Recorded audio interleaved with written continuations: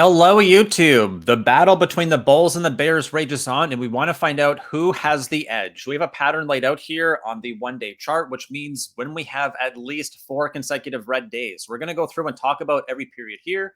This goes back to early August, and we'll try to find out whether or not the Bulls or the Bears have the edge right here, right now, and we're going to do everything else we do in this normal video. As we're getting started, I'm going to ask you for a huge favor, please and thank you. If you could just smash that thumbs up, it is going to go a really long way to support me, Justin, and also the channel because it tells YouTube that you enjoy the content and they should go tell more people about it. All right. So with that out of the way, I'm going to thank you ahead of time for clicking on it just because I know you guys always do. We're going to look back here. So now we've had 5 consecutive red days in a row. And this is like going to the casino. There's something called the gambler's fallacy where people think that, oh my goodness, we've had 4, 5 red days in a row. We're due for a green one. We are due because the market has just not been green for a number of days. So that's what we want to talk about now is this a trap for the Bears? Is this a trap for the Bulls?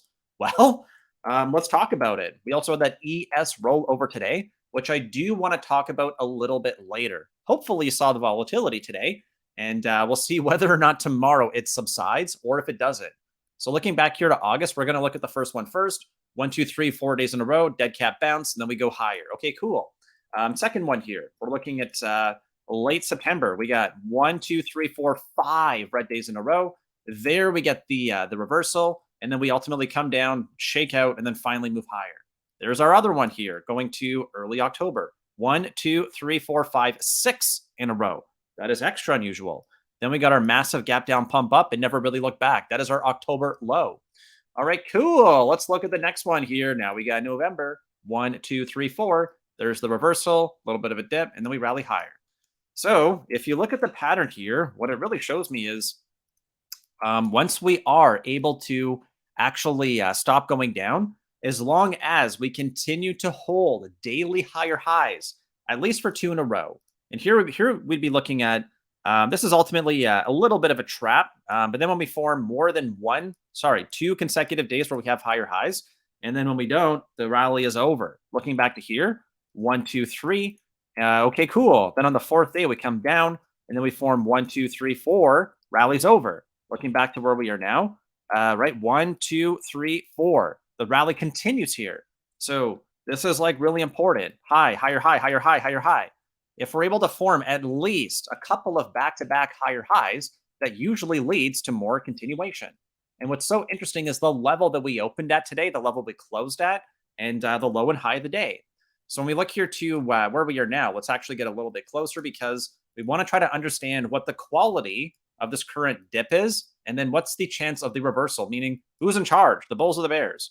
Now for those boomer eyes, I'm going to flip back here to solid or green candles. The reason why I had them hollow is because this day right here is going to look green when actually we closed a lower, which just means that it's a green day because we closed higher than we opened. But I prefer to show whether or not we actually have a red or green close. All right, so looking here to S&P, we note that we've now retraced the whole Powell pump. We came all the way back down, and now we're staging a reversal. There's no volume to confirm it, but we're trying, right? I think I can. So as of right now, we've got a low here at 391.6 on Tuesday. Yesterday, we got our low at basically 392. And then our low today is at 393.27. That 393.3 area is so important because we talked about it. It's a weekly low. So what did we just do? We just bounced off last week's low at the open. Open at 395, push down to last week's low, bounce, baby, whoop. And now we're back here at 396s. Our high of the day, 397.3. This is very peculiar because the high we established before was at 407, which means that the Bears did defend this area. On our pre-market stream for our members, you can click on the link in the description to learn more about that. I was looking for a move back up to the Monday low, and between 407 and 40, what's this low rate? The low here is 398.17. So I was looking for a move between 397 and 398. Well, we pretty much got to the middle, 397.36. And we're also closing above yesterday's high. So what would that mean? That should be resistance. The battle now is going to be for 395 versus 398. And if we continue to form higher highs and higher lows, pressure is building up. And we'll find out tomorrow whether or not that was a false weekly breakdown, or if we're actually going to go higher. And you can tune into our private stream if you subscribe to the channel. We're going to be live tomorrow for the final hour, just like every Friday. And that is me right here. That's Justin.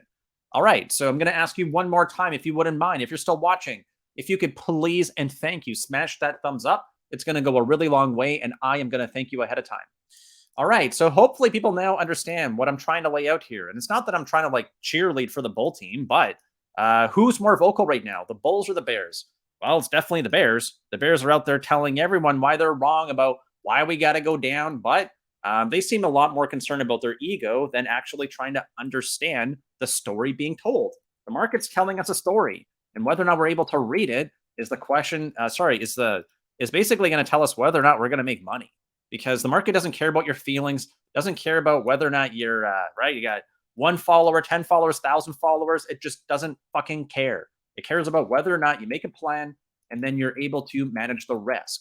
So what I want to look at here is going to be how we acted around yesterday's high of the day at 395.64. There's the high right here.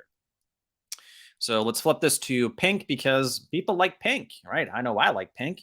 So let's look here. We got a power up right through that open here, right? So let me actually just double check. Where are we? That's Thursday the 8th. Yep. So there is our opening candle. And what's really interesting here is that on E-mini futures, we actually had quite a few hourly massive dips. And I think that's because of the rollover. I talked about that yesterday, so I'm not going to go over it again here.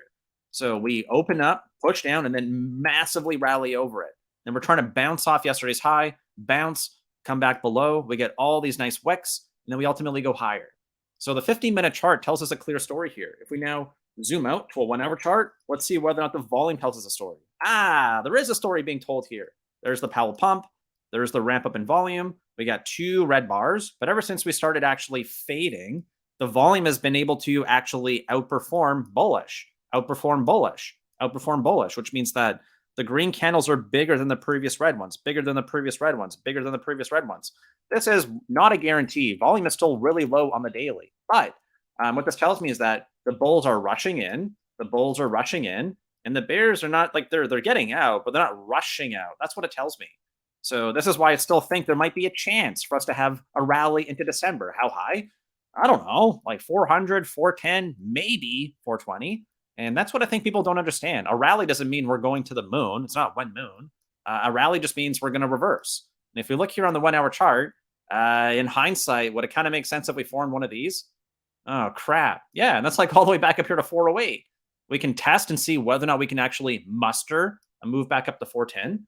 But if you can't see the pattern forming, if you can't see how yesterday's high is now becoming support on a short time frame, let's be honest, let's see whether or not it can hold. All right, so if we understand all that, that is the potential here. Let's now look back to our daily chart and higher lows and then higher highs. So we got higher highs for 2 days and higher lows for 3. Let's look at QQQ to see if there's any more clues here. Let's delete everything, and then let's go back here and have a look. Okay, cool. So what did we do? Well, we closed over yesterday's high, check. Volume stinks, but that's okay. Why? Well, it's a green day. So it's just roughly on par here. There's no edge, bull or bear. It's just roughly even. And now we're actually closer to the high of the day than not. We do have more room to get to 286, which is going to be that same Monday low, the same corresponding level on SPY we just talked about. So looking here, yesterday's high of the day should be acting as support at 282.5. Let's see whether or not that actually happens. The other reason why this is important here on SPY is because we were talking about the pop flag pattern.